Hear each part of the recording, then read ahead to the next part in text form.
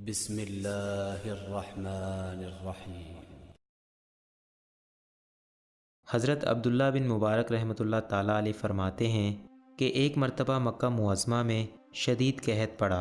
لوگ نماز استسقاء کے لیے میدان عرفات میں جمع ہوتے رہے، لیکن کسی طرح قحط کے آثار کم نہ ہوتے تھے۔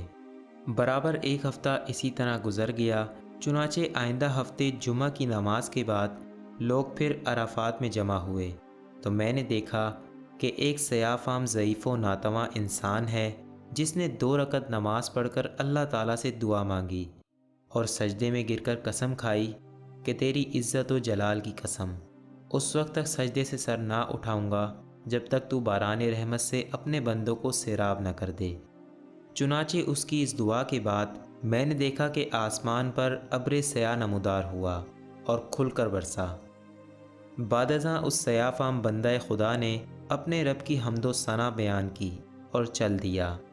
میں بھی اس کے پیچھے ہو لیا کہ دیکھوں یہ شخص کہاں جاتا ہے۔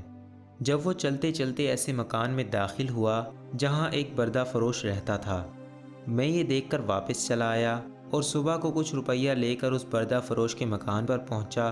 میں نے کہا کہ مجھے ایک غلام خریدنے کی ضرورت ہے۔ میری اس درخواست پر اس سوداگر نے تقریباً 30 غلام مجھے دکھائے۔ ان سب کو دیکھ بھال کر میں نے کہا، ان کے علاوہ اور کوئی غلام بھی ہے؟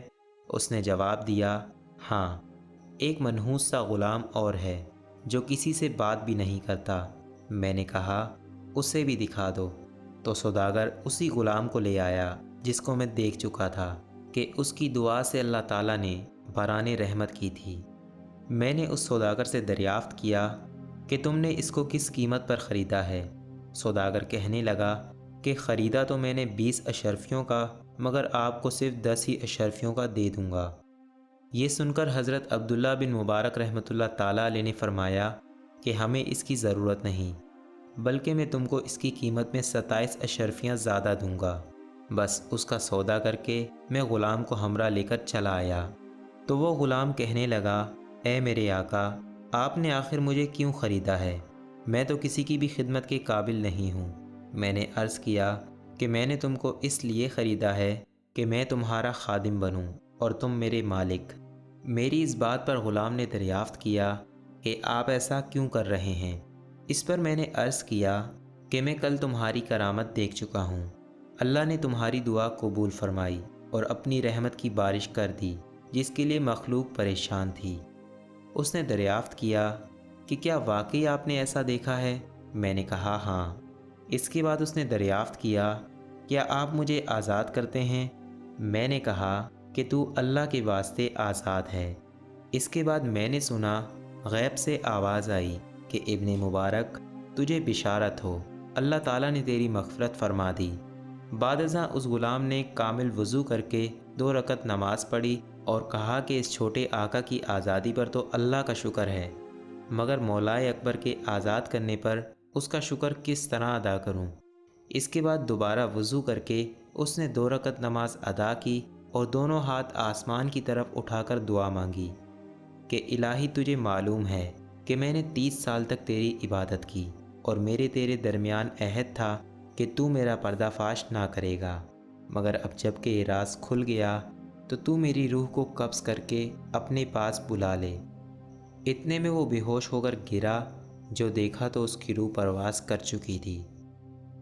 حضرت عبداللہ بن مبارک رحمۃ اللہ تعالیٰ علیہ فرماتے ہیں کہ میں نے اس کو معمولی کفن دیا اور نماز پڑھ کر دفن کر دیا۔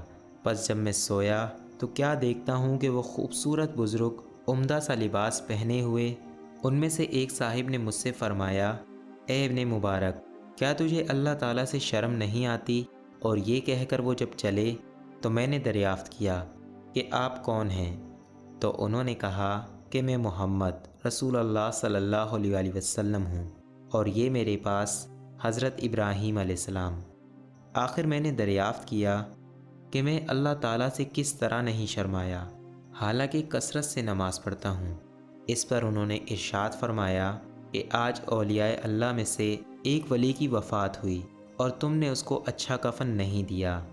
چنانچہ جب صبح ہوئی تو میں نے اس غلام کی نعش کو قبر سے نکال کر نہایت عمدہ اور نفیس کفن پہنایا اور دوبارہ نماز جنازہ ادا کر کے دفن کر دیا۔ اللہ تعالیٰ اس پر اپنا رحم فرمائے۔ سچ ہے کہ اللہ تعالیٰ اپنے فرما بردار کی خود عزت بڑھا دیتا ہے، جو اپنے آپ کو اللہ تعالیٰ کے لیے فنا کر دیتا ہے۔ اللہ تعالیٰ دنیا کو خود اس کے آگے جھکا دیتے ہیں۔ دعا ہے کہ اللہ تعالیٰ ہم سب کو بھی نیک بننے کی توفیق عطا فرمائے۔ آمین۔